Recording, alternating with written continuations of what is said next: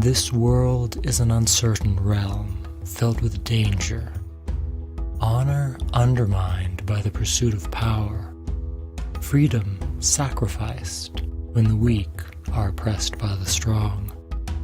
But there are those who oppose these powerful forces, and whether by the grandeur of their physical strength or the depth of their courage and compassion, by their capacity to inspire audacious hope, or their ability to show us the greatness within ourselves, by the magnitude of the challenges that they have risen to overcome, or the caliber of the antagonists that have opposed them. These rare individuals have proven themselves to be true heroes. For what alone among all these marvelous aspects is the measure of a true hero? Greetings, good storytellers. I am the Artful Narrator, and it is my privilege to welcome you to learning the tropes of writing. Today we examine the question, are heroes really only as good as their villains? Now, this is an old adage, and I am inclined to see truth in it, for antagonists often have the privilege of furnishing the flames that will unknowingly forge the protagonist into a great woman, whereas a singularly magnificent villain can create an inferno such that only a truly legendary hero can survive to emerge wreathed in burning white-hot radiance, their true metal revealed for all the world to see. But, as is often the case in writing, there are many facets to this concept. For, what happens when a villain is so dazzling that he outshines the hero? Your savior is here!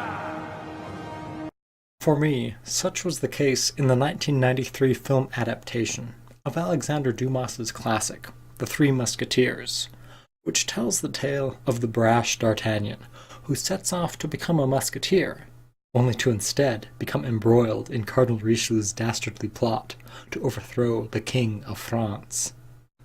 Now, while D'Artagnan and the titular Three Musketeers are legendary in the annals of literature, and undoubtedly just as thoroughly enjoyable in this iteration, their greatness is somewhat eclipsed in the film by the conniving Cardinal Richelieu, whose superb nature is due in part to the manner in which the character is beautifully realized by the actor Tim Curry, who devours whole sets as he chews his way through scene after scene. And while this certainly elevates the movie, the magnificence of the villain in this instance does not necessarily translate back to the hero. Because honestly, out of all my fond memories of this movie, the moments that stand out most vividly all come from Cardinal Richelieu's show-stealing scenes. There are so many to choose from. Yes, having an epic villain can be a double-edged blade. But with care and passion, you can make a story that features a hero and villain who are both so great that they share the story equally. Their differences, strengths, and defining traits, setting the stage for a story that surpasses simpler themes of good and evil. And a very thought-provoking example of this can be found in the masterpiece that is The Black Panther. For, as a friend of mine observed, the narrative and the struggles between the Black Panther and Killmonger actually form two sides of a profound discussion. And while Killmonger's methods are far too extreme, his honest desire to right some of the wrongs in the world end up making such an impact on T'Challa that even after defeating Killmonger, he decides that the world needs Wakanda's aid and makes Killmonger's cause his own, only this time tempering it with T'Challa's own strengths of compassion and wisdom to find a gentler path to a brighter tomorrow. You are a good man. Step into the spotlight with a good heart. And it's hard for a good man to be a king. Truly, the effect of a masterful villain can be wondrously transformative, both for the story that features him and for the hero who must manage to overcome him. And yet, I am intrigued by a shift in Disney's animated films, for while their past works can be, in part, defined by their legendary villains, in their more recent films, villains have either played minor roles or been largely absent, the narrative instead driven by other, more complexly personal conflicts. Take, for instance, Moana, whose greatest struggle is not presented as an evil vizier or a sea witch, but rather it is her own doubts that she must grapple with. Doubts in her dreams of sailing the sea. Doubts that the ocean made the right choice in choosing her to help Maui save her people. Her life having been a constant tug of war between the yearnings of her heart and her responsibilities to her family and her island. And it is not until she has reached her lowest point that the spirit of her grandmother reminds Moana who she is. Because, though the journey may leave a scar, scars can heal and reveal just who you are. Who am I?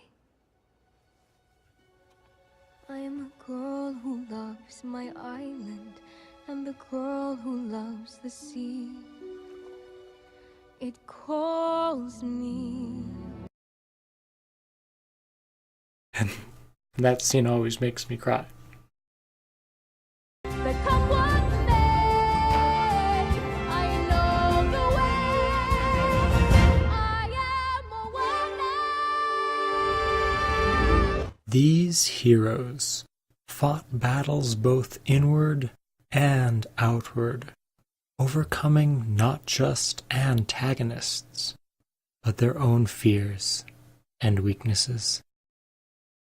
And so, in the end, I feel that while a struggle against a truly epic villain can secure a story's greatness, perhaps it can be just as grand, if not even a little more empowering, for a hero's journey to incorporate an arc of self-discovery, where traditional villains play a minor role, and where the greatest foes lie within.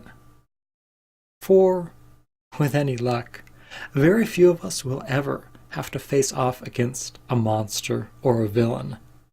And while these can certainly serve as allegories for challenges that we do face, a great many of us wrestle with inner conflicts, with the desire to become more than what we are by overcoming our inner demons and perceived failings.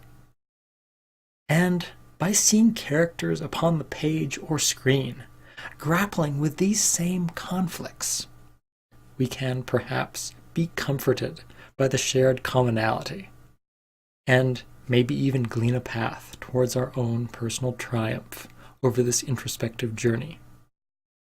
So, do not be afraid to craft a narrative without a traditional villain.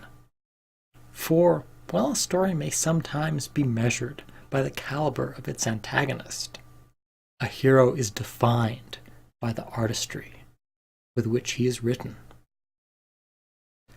Thank you very much for watching, good storytellers. I hope that this video has been informative, or at the very least, a pleasant diversion. Until next time.